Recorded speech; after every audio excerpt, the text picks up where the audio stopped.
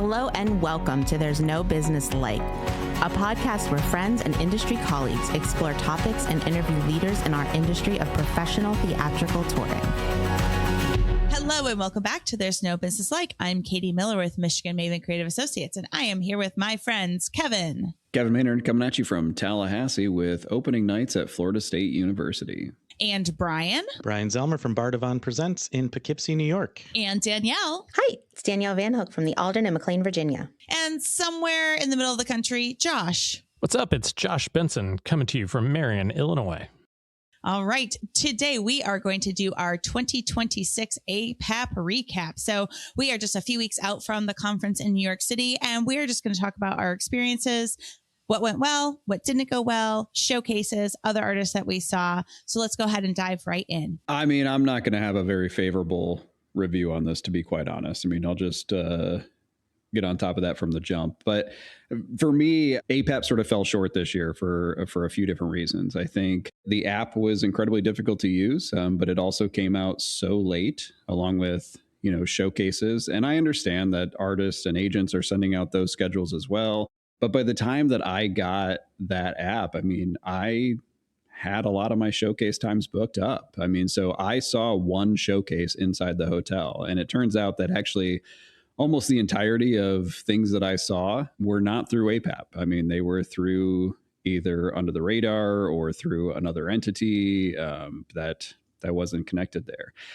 I also felt that most of the plenaries and different things fell short for me as well. It felt like they were sort of like trying to hit a topic that was assigned to them instead of something that they were actually passionate about talking about. So it didn't resonate. Also being confused as to where certain things are being hosted and rooms being moved or not being updated at all.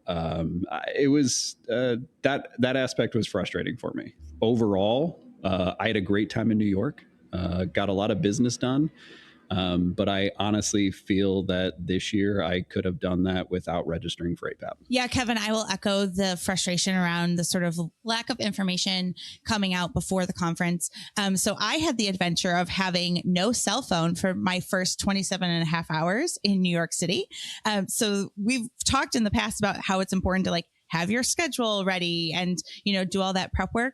Well, thank goodness I had put all of my appointments into my Google Calendar as well as into the conference app ahead of time, because my cell phone literally died the second I set foot in the hotel, and I had to go through getting a new phone and all of that. And that's why we don't buy phones with folding screens. Okay, Josh, leave my technology alone. It was not the screen. Thank you very much. But had I not put things into my Google Calendar and only relied on the app, which you can't, access through a desktop or through, regular internet, I would have been up the creek without a paddle, right? And not be able to find or access any of the conference information at all. And I was also adding things to my calendar less than 24 hours before I got to New York.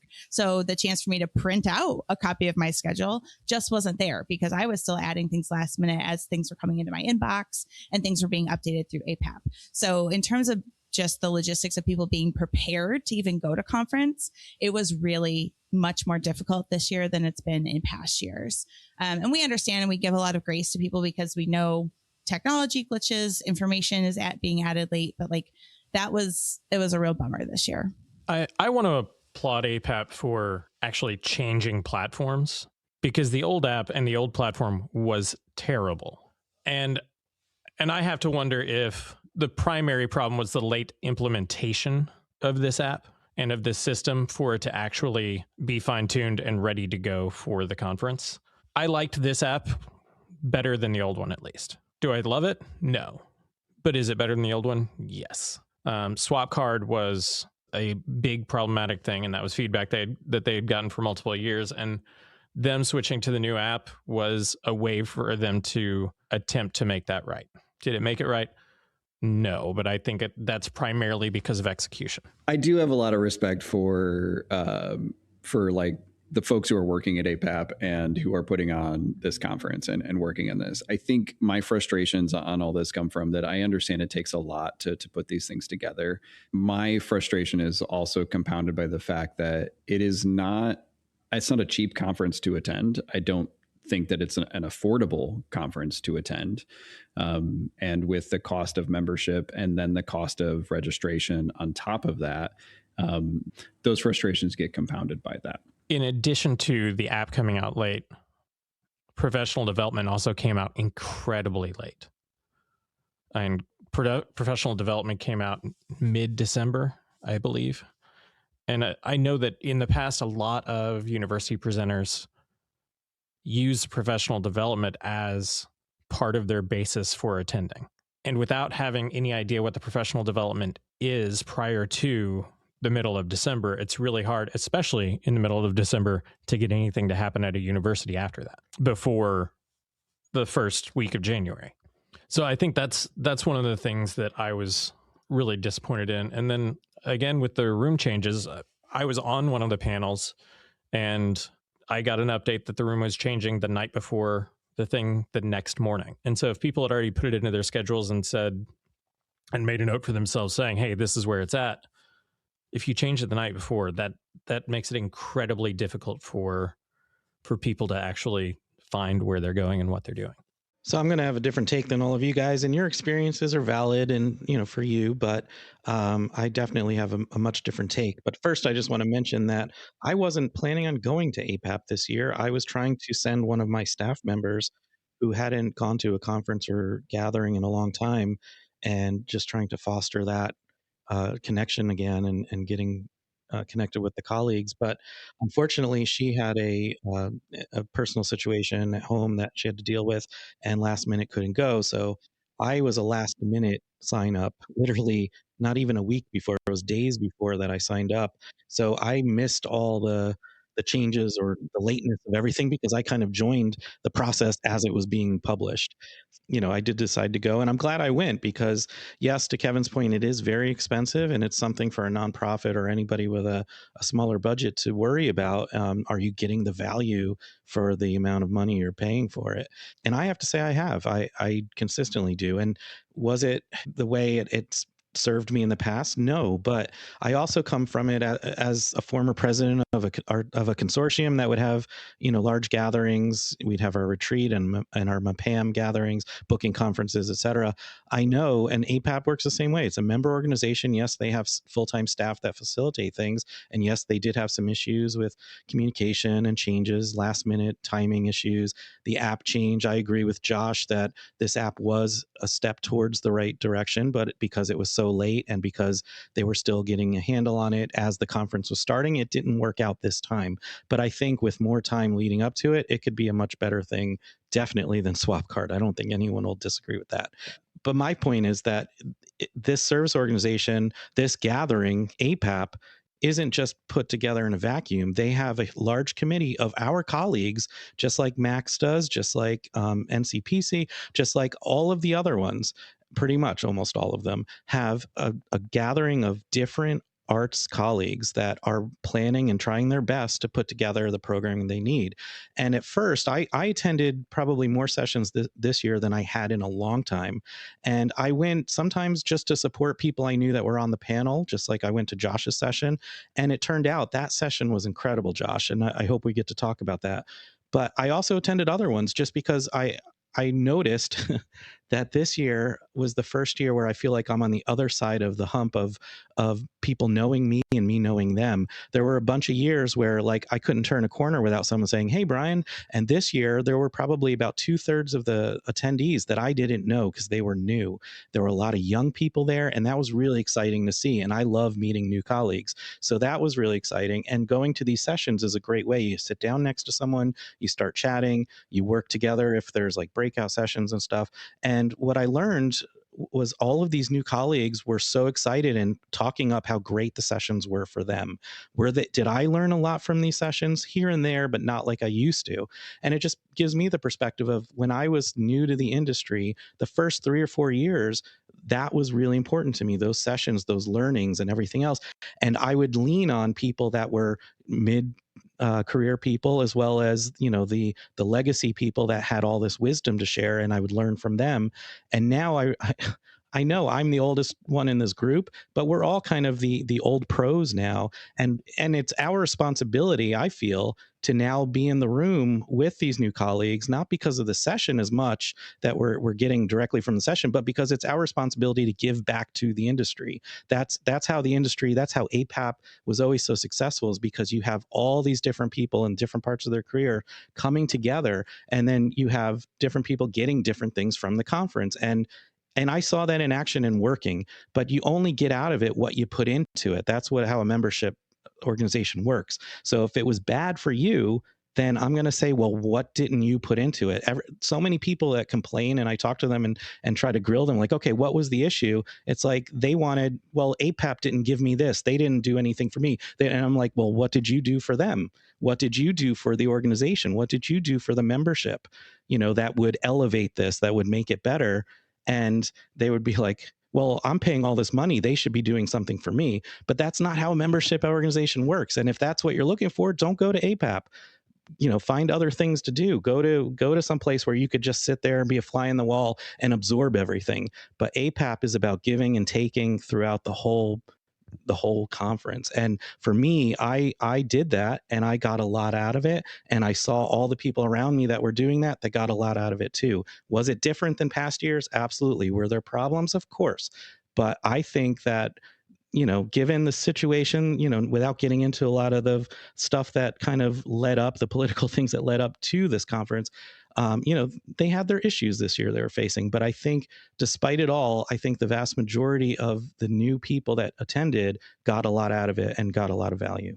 Brian, I think those points are well taken, and I think circles back to a good number of conversations we've had here about the format of conferences and as the models continue to shift, how do we as an industry look at the needs of sort of each sector, each level of experience, and figure out how to meet those needs best? And how do we continue to create forums where people can have that give and take?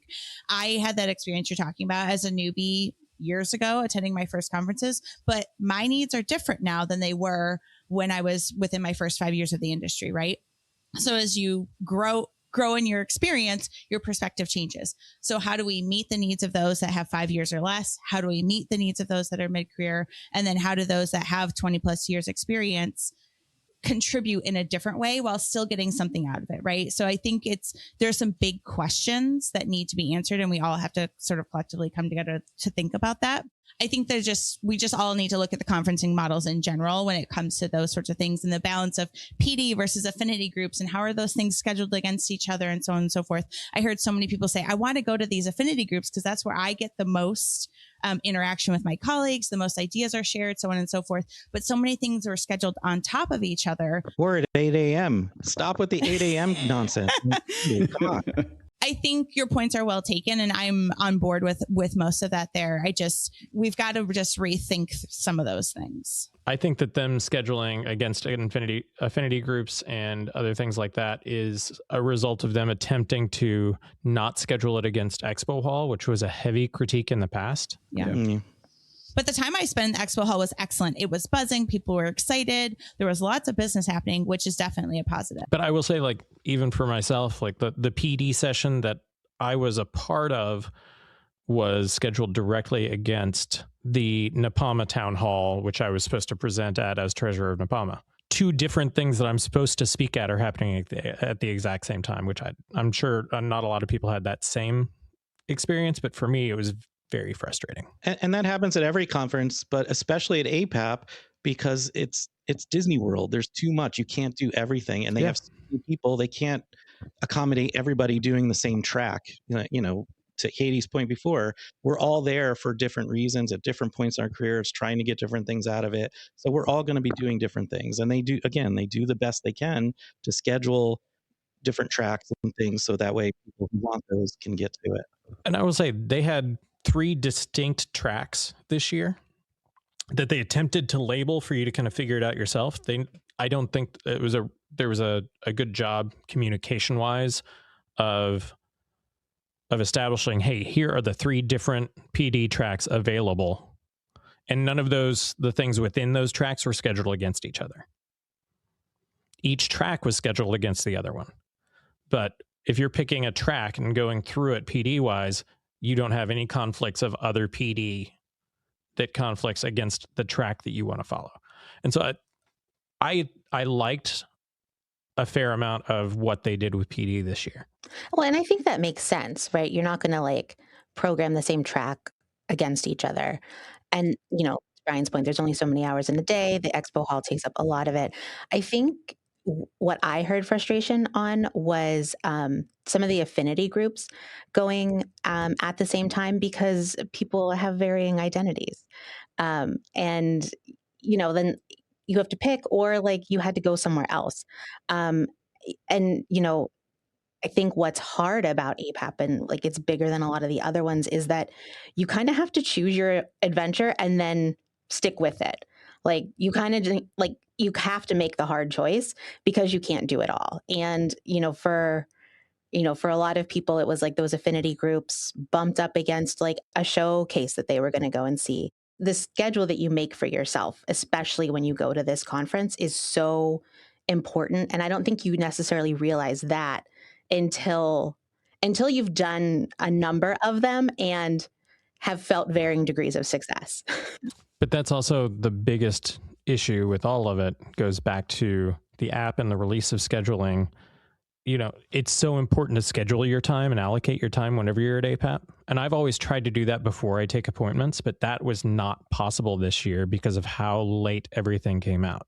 I will say, like, one of the things that, and the reason that I will continue as an organization and as an individual to support APAP is they are working to grow and change things. And like that stuff takes time, and like challenges happen. There will never be a perfect balance between the PD, the expo hall, the affinity groups, showcases, and those sort of things, because not only are you competing with just your own conference, like there are other things happening in that city, like literally everything. But the reason that I think it's important to support those things and to pay for registration specifically is that without APAP, there is no major convening of all these professionals coming together. So that while I did make a comment about like a lot of the things that I got out of this, I couldn't have got without APAP. That's not entirely true. Just because it wasn't happening in the expo hall or wasn't happening in the Hilton, most of those people are in town because of APAP. And so if more folks start doing things like suitcasing, eventually, like this has to go away. Like it can't support itself. So while yes, I am critical of the time that I had this year, and I think that there's a give and take as to why it happened. I won't like assign blame or anything, but that is something to keep in mind. Is that the more frustrated folks get and they decide like, oh, I don't need this. Like it turns out like you actually do need it.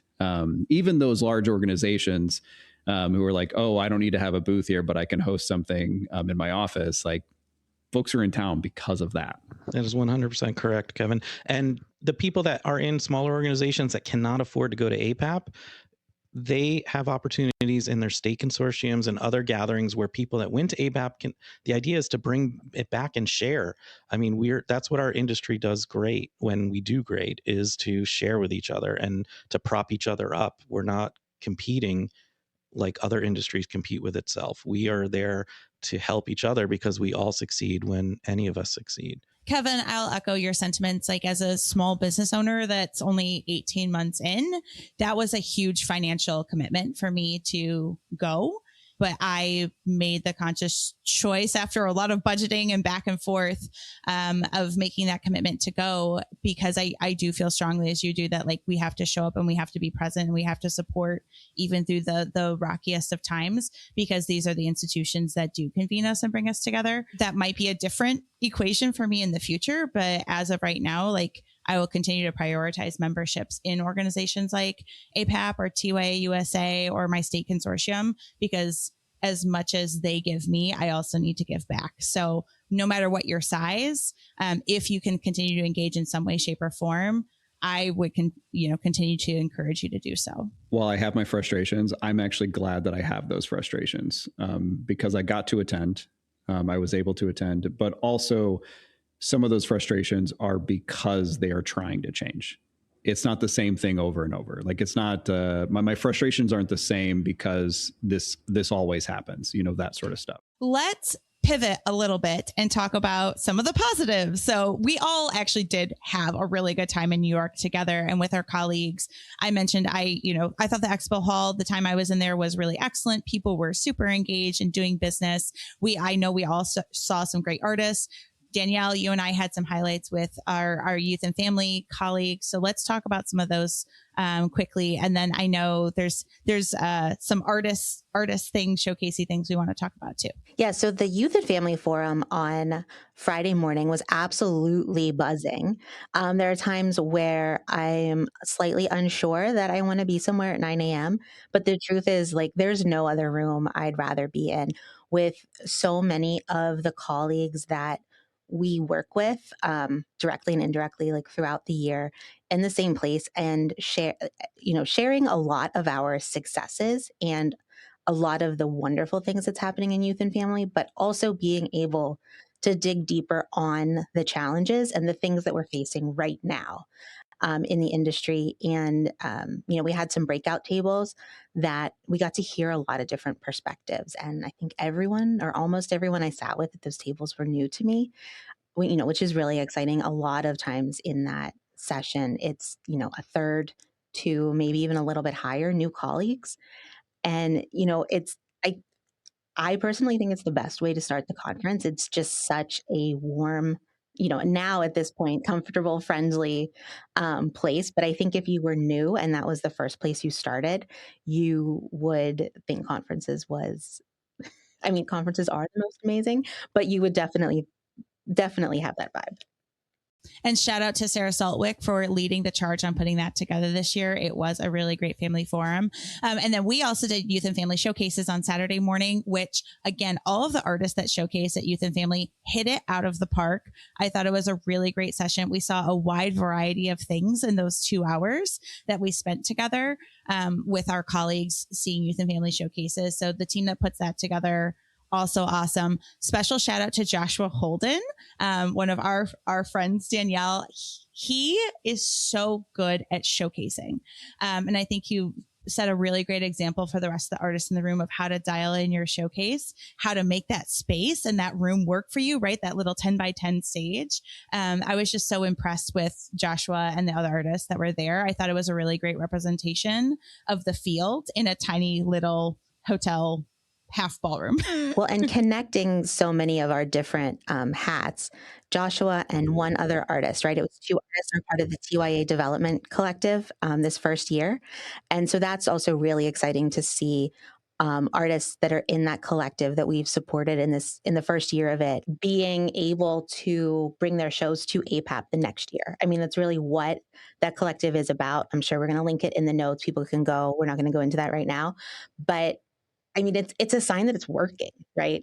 I mean, there's always going to be different things happening, but like to see the idea start out in its first year and then come to that conclusion, like it feels really good. I'll actually tag onto that, Danielle, and say that I would like to draw a little bit of attention to it because Sarah McCarthy did a really great presentation on it for the 5 minutes to shine. And I thought it was a really nice highlight of what that program has done. And Sarah delivered really well for that, which was a fun add-in sprinkled out throughout the conference this year. It was amazing. I loved that speech. Sarah was a rock star up there. Yeah, she really great. was. It couldn't have gone any better. That was amazing. Kudos to her. And that prime placement, as far as like people in the room. It was pretty awesome. I think Sarah might have gotten the loudest applause of the plenary. So, I mean, just so proud of that group. I had mentioned earlier the session that Josh was a panel on. I would love Josh to kind of talk about that a bit because that was really powerful to be in the room for that. It was created and curated by CEPA,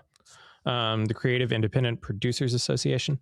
They curated a fabulous panel, and I was honestly, as a rural Midwest presenter that is white, cisgender male, I was relatively intimidated to be on the panel. The panel was about creating a place of belonging through programming.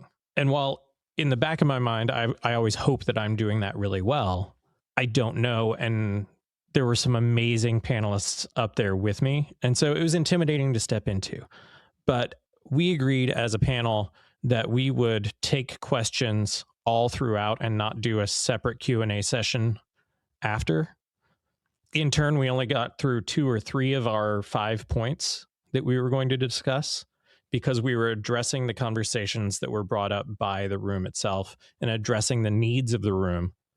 And so in turn, it was this really wonderful panel with diverse perspectives, diverse ideas, and different ways of creating, curating a place of inclusion within a community, especially in a time of adversity like this.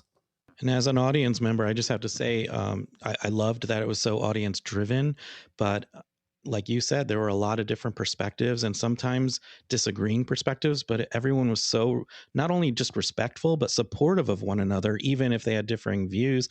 And it just was such a nurturing environment of helping each other understand where their perspectives are and where they're coming from and what their problems they're facing are, et cetera. And I thought it was probably one of the highlights of the whole conference for me in terms of a learning moment. I'm really happy that happened. And Josh, you did an amazing job up there along with all the panelists. Like I thought it was an incredible session. A lot of that really is attributed to SEPA and the way that panel was curated and facilitated. Justine did a phenomenal job setting the stage and setting the atmosphere and the tone for how that conversation was going to move forward. Yeah, and Brian, you weren't the only one who felt that way. I wasn't able to attend attend that session, but I spent a lot of time with Josh, and the amount of people who came up to Josh to tell him just how amazing that panel was honestly pretty impressive, which was really great to see and also really frustrating because are you sure he didn't? Who wants pay to hear people? how great Josh is? I know. The only complaint about that panel was Josh wore the wrong shoes for his outfit, but other than that, oh no! Wait, was Let's Josh? be honest, that never happens. Was Josh wearing fancy shoes, or was he already switched to comfortable shoes by that point? I don't know. I didn't see him in fancy shoes at all that entire trip. I don't do fancy shoes anymore. Okay, because you used to start fancy. And then He got old, but we did rock the tight pants. I did rock the tight pants. And then it's all just Jordans or Air Force Ones. And that was the entire conference. So, what about showcases, artists, good things on that side that we saw? I think we have to talk for one hot second about Operation Mincemeat. So Danielle and I went and saw it on Thursday night when we got into town. Kevin, I know you ended up seeing it. Josh saw it. Blown away. We got a recommendation from a friend of mine to go see it. And I think we were all over the moon, like so glad that we went and saw it. If you're not familiar, go look it up. But once again, I am just blown away by the live performing arts, or in particular theater's ability to surprise me. As an arts professional, I think it's so hard to be surprised anymore because we've just seen so much. And this, I'm still blown away by it. And I was so happy I got to see it. So there's a couple of really special things about Operation Mincemeat. One is that we all saw almost the original cast. On the day that we're recording, I believe it was yesterday or the day before, was the final cast final performance, the original cast final performance before they went back to England. Other part of it is that it was a very low production fringe show before it was brought to Broadway and highly produced the way that it is. And so there's something very special about shows like that are a theater lover's dream. You know, you have 5 performers portraying 53 different characters, and they do it seamlessly, and you never question who is who or are guessing about what performer is in what character at that point. It's all so beautifully defined and clear the entire performance. Yeah, and my time in New York was short and largely a vacation. And I mean, Operation Mincemeat was absolutely the highlight. And just going on with what you guys said, I'm delighted by shows that I feel like they squeeze every last theatrical surprise out of it. They did every way that you could make a prop interesting. Every detail that, things that I've been watching the entire time I've been sitting here, and they're lights.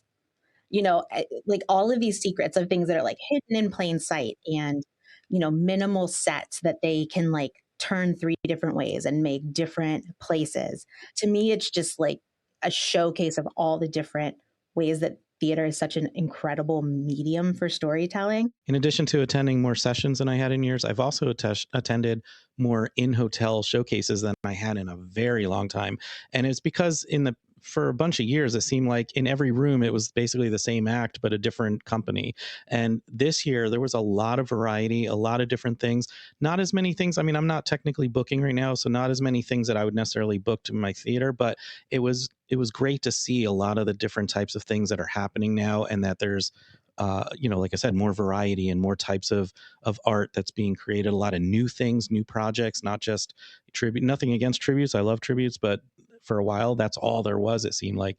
And so that was exciting to me too, to see the return of a lot of new, exciting discovery that was on the floor in the showcases. And as Katie mentioned, the expo hall was also very vibrant for me as a presenter. I haven't talked to a lot of agents and people on the other side to know if it was good for them this year too. But I thought the expo hall was really, really good for me as a presenter this year. So yeah, overall, I think it was a great conference, and just like all gatherings, no matter which one we're talking about, the relationships and the people and the connections and, new and restoring old ones or building on old ones, those were all very strong this year. And so for me, it was a great experience. I'm glad I went. And I hope that some of these issues that we brought up in the beginning of this episode are addressed, which I believe they will be, because I believe the APAP staff and the committee members, our colleagues, are not only listening to these things, but they want to do better too. So I'm trusting that next year will be much better for everybody. But for this year, I am very happy I went. Well, everyone, that's all the time we have for our 2026 APAP recap. Thank you to all the APAP staff, conference committee, and board members who helped make the conference a reality this year. Thank you to everyone who attended, who brought your time, energy, and relationships to the conference. We know the value of gathering together and what can happen when we all get to share space. Thank you to the team here. Thank you to all of our listeners, and we will catch you next time. All right, everyone. Thanks for listening to There's No Business Like. Our producers and hosts are Brian Zelmer, Josh Benson, Kevin Maynard, Katie Miller, and me, Danielle Van Hook. Views expressed in this podcast are ours alone and are not reflective of the organizations we are a part of. Keep up with us at nobusinesslike.com. There you'll find links to all of our episodes and socials. If you like this podcast, give us a like, a follow, a review, or our favorite, a 5-star rating. Oh, wait, what was that site? I got it, don't worry. It is nobusinesslike.com. Do I sound out bus-I-ness every time I type it? Yep, sure do. Stay in touch, my friends.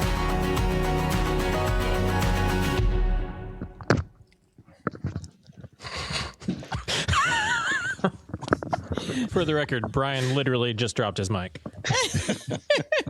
And Josh cringed. Ah!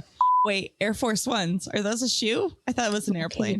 Katie, What? just leave that as an inside thought. Nope, that stays in. That's staying. There's an It entire is. song about It's a it by shoe. Nelly. Yeah, it's a shoe. Wait, he was thinking about shoes? No, he was singing about the president's plane. Oh, I thought for sure it is Air Force Ones. I am not a sneakerhead. Okay, anyway, moving on. I didn't get to see Operation Mincemeat, and I didn't really have any desire to see it before. It didn't appeal to me. But now listening to all of you guys, it confirms that I'm good in not seeing it. So.